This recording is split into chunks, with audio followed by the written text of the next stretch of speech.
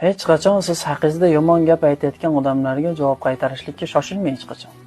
U g'iybat qiladimi, tanqid qiladimi yoki sizda yo'q narsalarni o'zingizga kelib g'azablantirmoqchi bo'ladimi, javob qaytarishlikka shoshilmang. Men bugun bir kitobda o'qidim.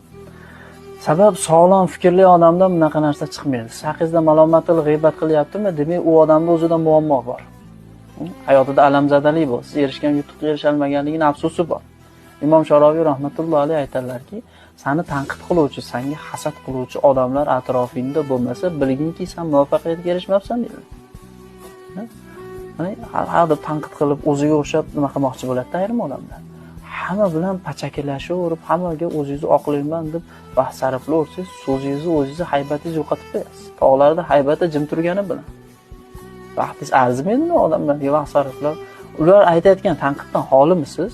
Ular aytayotgan malomatga o'zingizga to'g'rimisiz? Bo'ldi. Asli o'zi malomatda bo'lsangiz salomat bo'lasiz deydi ulug'larning gaplari bor.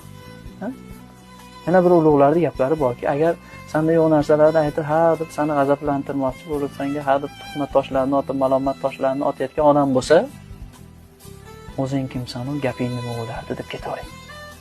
Hammaga pachakilashaverib, vaqt sarflab